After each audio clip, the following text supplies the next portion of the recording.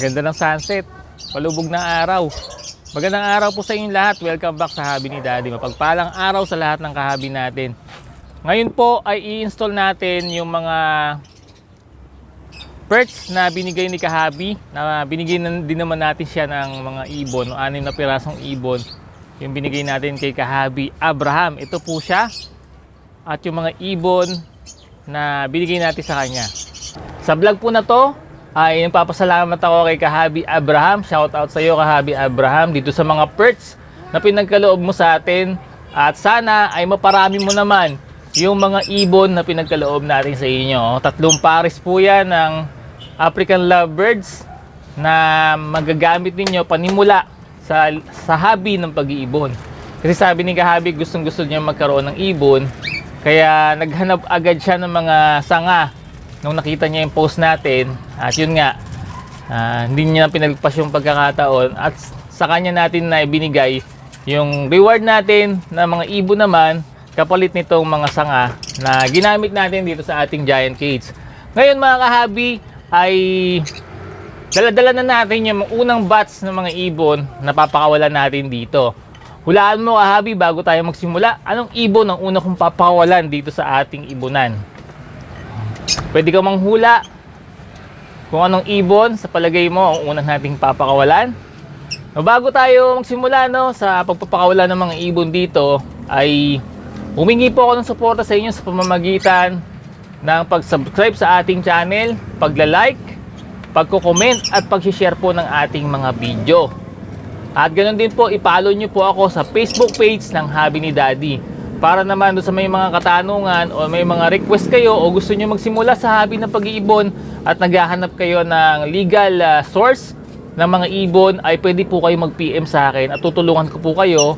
Kung hindi po sa akin, ay sa mga farm na kaibigan natin, doon tayo kukuha ng mga ibon na legally documented.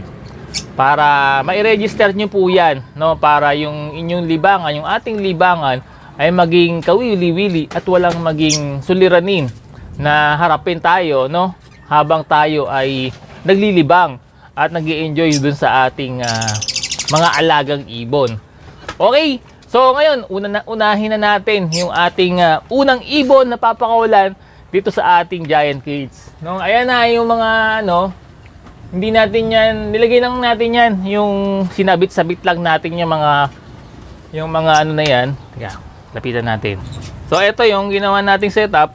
Ayan, dinamihan natin ng pugad dito. Ay, ng pugad. Ng perch dito sa side na to para dito sila magkukumpulan. Ayan. Tapos sa gilid, meron din tayong mga perch para dun sa mga small parrot natin. In case na hinahabol sila, pwede sila dyan tumapo. Naglagay din tayo ng isa dito sa ibabaw. Ayan. Saka doon, sa dulo, 2. So yan po yung mga purchase natin na kumpulin dito para dito sila magkumpulan. Okay. So excited ka na ba kahabi ko nung unang ibon na ilalagay natin dito? Ito na sila. Ito yung ating batch ng mga handfeed na ibon na ilalagaan natin at pinalaki. Ngayon ay mga tame na to, tame at mga tinetrain din natin sa pre-flying para pagka Saturday and Sunday or wala tayo free time natin, wala tayong masyadong gagawin, ay magpi-pre-flying tayo dito sa paligid gamit itong mga ibon na to. Pero ano bang ibon dito yung una nating papakawalan? Ito nga pala, may mga LTP po ito, local transport permit na na-apply na natin una pa bago natin sila dalhin dito.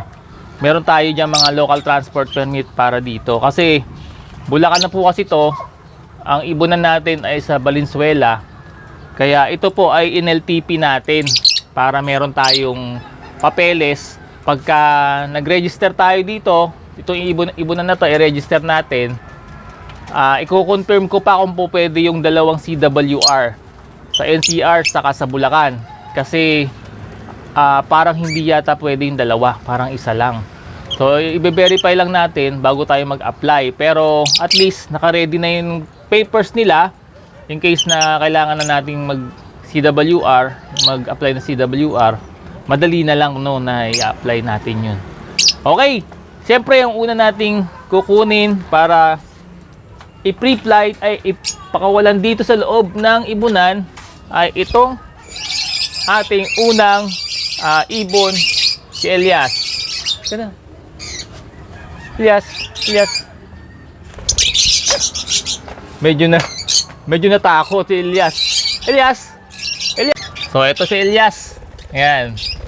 Elias.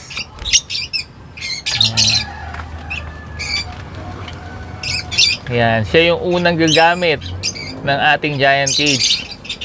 Ito ay para to remind ako personally na nagsimula tayo sa parakeet, no?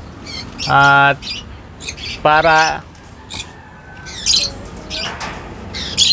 lagi tayo ma-remind kung saan tayo nagsimula, no? Sa isang simpleng parakeet. Yun tayo unang nagsimula. At mula diyan ay iba-ibang ibon na yung meron tayo ngayon, no? Iba-ibang species na ng ibon yung meron tayo. At dahil dito sa mga ibon na to, na-bless tayo mula dito. Nakapagpunda tayo ng isang maayos na bahay na mayroong roof deck para gawing tahanan naman itong mga ibon na alaga natin.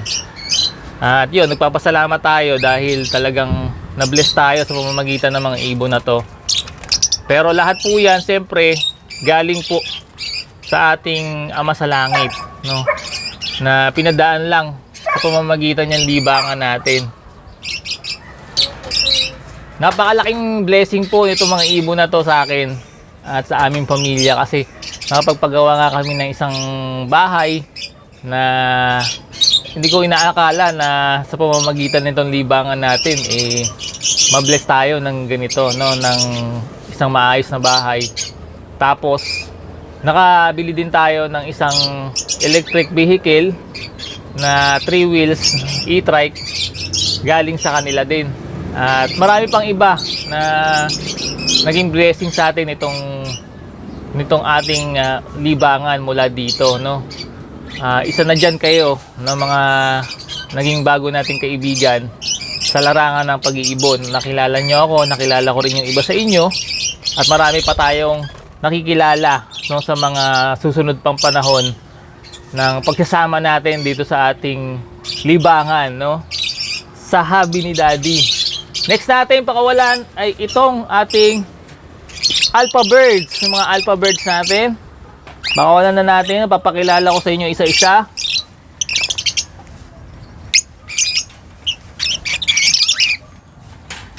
Ito si A. So next natin papakawalan, ito si A. Yan, si A. Tapos si B. Saan si B? Ito, oh. B. Si C. D. Si D. Si E. F. Yan, sino yan? Si F yun. Ano letter siya? F nga. Ito si G. G. Yan. Yan. Si H. H. Punta doon. Tingin kayo I. Yan. Si I. Ay, sila. Four na lang. J. May kulang pa, Daddy. Ano po? Dan tatlo. K. Si L. Si M. Si M. Nakawala na pala si M. Ito si M, oh. Yan si M. Ito. Kasi pinuksan niya to eh. Ito si N. Si N. Kulang pa. Yung B. Yee! Ito, ay! Daddy, mabait pa ka! Next natin, itong Daddy, sila Coco. ako sa'yo, yung mga ibon! Pumupunta sa'yo! Kilala nila ako eh, syempre. Kasi matagal ka na pumupunta dun. Ay, yung mga blue. Kilala ako. Ayan o. Nandoon. Si Harry.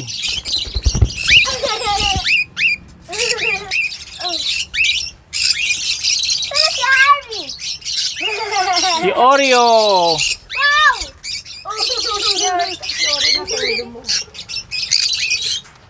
Huwag mo siyang bubungiin. Nagalit yung ibon. Si Gideon. Gideon. Next, Nagagalit. Ayaw magpahawak. pupunta lang ikaw doon, no? Si Coco. Coco, fly.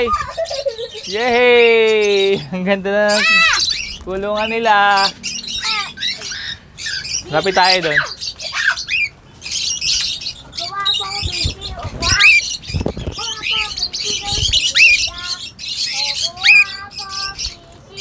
Ito si D, kalbo. Kasi ang liit ng kulungan nila doon eh. Inaano yung ulo niya ng mga kasama niya. So dito, malamang tumubo na yan. Makikita nyo na yung talagang ganda niya. So yan po muna yung mga ibon na ilalagay natin dito. Yan, may enjoy nila tong ating giant cage. Siyempre maluwang to. Saka maganda yung ventilation. Maganda yung hangin, maganda yung sunlight sa maghapon. Kaya sigurado itong mga ibon na to ay mas magiging healthy dito.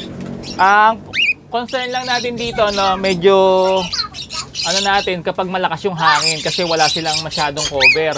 So ito mga ano na yan, na mga extra na to na board, lalagay natin sa mga gilid para meron silang protection kapag umuulan. So yan mga kahabi, baka next week mag-pre-flying na tayo dito sa mga ibon na to. Isa-isa na ipi-pre-flight natin sila para masubukan natin yung pagka-tame nila at yung bonding nila sa atin. Kung maganda ba yung naging training natin dun sa mga ibon na yan, makikita natin, malalaman natin pagka nag-pre-flight na tayo.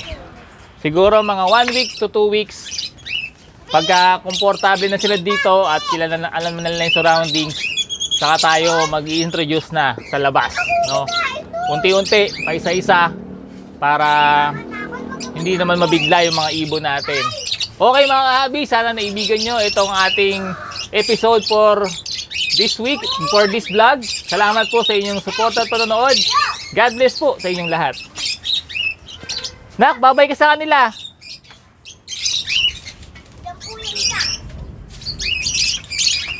Sino to, Di? Coco.